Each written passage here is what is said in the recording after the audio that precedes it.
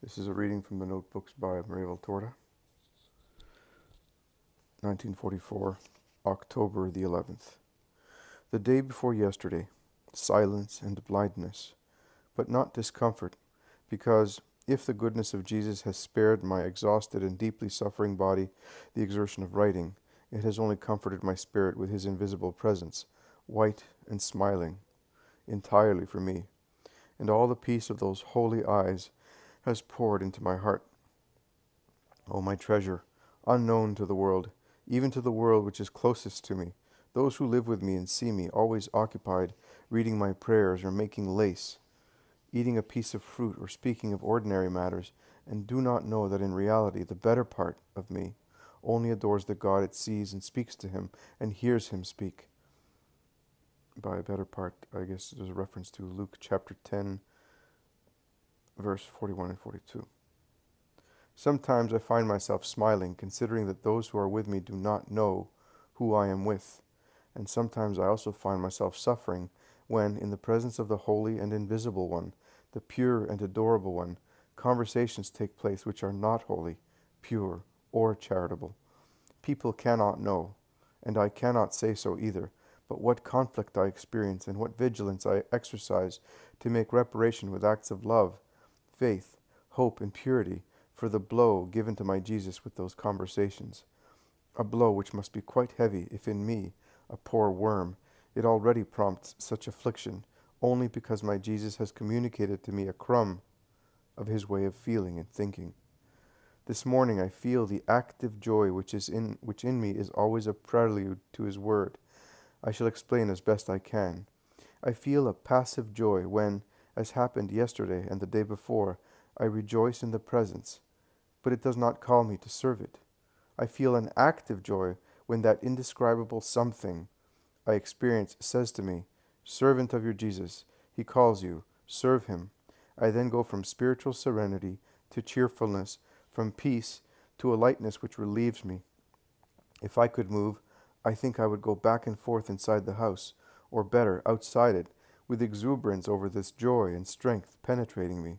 In the state I am in, my only outlet is song, that sweet languor that then takes over, which changes my face, a languor wherein I melt into a sweetness which is not of this earth, and from it I go to the real work of writing my dictation, or describing what describes itself to me. It is writing by dictation, and the dictation is based on a point in the Bible. Then Jesus has me open to the point. He wants to explain. If, on the other hand, it is a dictation without special references, he then does not have me take up even the Bible or any other holy book. If it is a vision, it presents itself, as I said, for example, on March 4th, with an initial figure, which is generally the culminating point in the vision, and then develops in an orderly way. As soon as it presents itself, it fills me with even more intense joy. When the vision has an orderly unfolding, I start at the beginning. When it presents itself from the culminating point on, I describe that point, and then, when the preceding one is shown, I write that one, and the sequence. So it was with the vision of Rabbi Gamaliel in August, in the first 10 days of the month, I think, on August 7th. Jesus told me to repeat once more, to provide more light for those who are or want to remain in the dark concerning my case. And he now tells me to open the Bible. Today, then, it is a dictation. I copy the point. He indicates to me because he tells me to do so. Jeremiah 42, verses 10 to 16. If you remain calm in this land, I shall raise you up again and not destroy you. I shall plant you and not uproot you. For I am already appeased with the harm I have done you. Do not be afraid of the king of Babylon, in front of whom you tremble, for I am with you to save you and free you from his hands. And I shall treat you with mercy and take pity on you, and have you dwell in your land. But if you say, we shall not dwell in this land, or listen to the voice of the Lord our God, adding, not at all, we shall go into the land of Egypt, where we shall see no more wars, no longer hear the sound of the trumpet, and no longer endure hunger, and we shall remain there. Hear the word of the Lord in this regard. The Lord of hosts says these things, the God of Israel. If you stubbornly insist on wanting to go to Egypt and go to dwell there, the sword you fear will come to find you in the land of Egypt, and the hunger you are afflicted over will be upon you in Egypt where you dwell. Jesus says, patience and obedience are two great virtues. Patience brings peace with it. Patience brings friendship with God with it, respect for God, charity towards one's neighbors, spiritual and physical health, and heavenly blessings. The impatient are restless.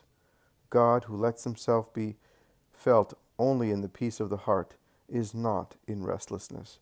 Even a sorrowful heart can be in peace. There is peace where there is resignation. But in the heart becoming stubborn towards the divine will and the blows of ordinary things, there is always effort, suffering, and restlessness. The idea that being stubborn and not budging, like restive mules, might serve to turn matters, even the humblest ones, in your favor. Why, no, children. Human matters do not bend. They bend you more harshly with the severity of laws or superiors, if you offer resistance.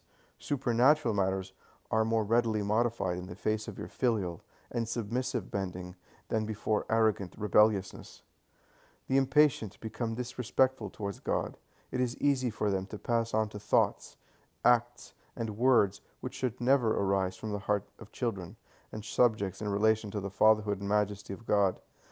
The impatient are proud. They think they are more just than God and those directing them, and want to act on their own. The impatient arrive at acts of incivility with their neighbors, holding them responsible for delays in getting what they want. The impatient harm their spiritual health by offending charity towards God and their neighbors, and harm their physical health, for all anger burdens the organism. The impatient, with the dike of their rebellious restlessness, close off the rivers of heavenly blessings. Do you think you do not deserve to suffer what you are suffering from? Are you perhaps perfect monsters of pride, so perfect that you proclaim yourselves to be without sins to expiate? Look back at your past. Do not say, I have not killed, I have not stolen. These are not the only sins deserving punishment, nor is the person crouching in an entrance hall and then assaulting a passerby the only one who steals. Oh, people steal in so many ways, and so many things are stolen which are not just money. Do you want to know some of the objects of thievery in addition to money, jewels, and material goods? Honor, purity, esteem, health and earnings, and, regarding God, respect, true worship, and obedience. Do you see? And I have mentioned only some of them. But how many, many acts of thievery are committed by even the man who is apparently most honest? Don't those leading others to despair kill, even if the despairing do not kill themselves? They do.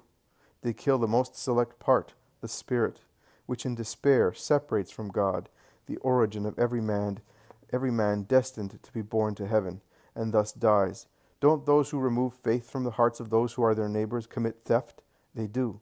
And yet how many, by their works and words, tear faith away from those who believed injustice, and sow either incredulity regarding all faith, or a poisonous plant of idolatry? And doesn't he who takes honor and peace away from a woman, and denies paternity to the illegitimate son born because of him, steal? He does. He commits 2 acts of theft, and they are among the most serious ones, and most condemned by me. But in addition, oh, no one is without sin to expiate. Well then, if I have been appeased by the punishment I have wanted to give you here on earth, which is a loving punishment, for I don't want to punish you in the place where the punishment is measured by centuries or eternity, whereas here it is always a fraction of time, whether months or years. Why do you at once want to reactivate my sternness by disobeying and showing me an irate heart because of impatience? Make God your friend, and God will be with you against the enemies which are life events, the consequences of the tragedy provoked by you out of blameworthy thoughtlessness in leaving Satan and the lesser Satans free to torture the human race.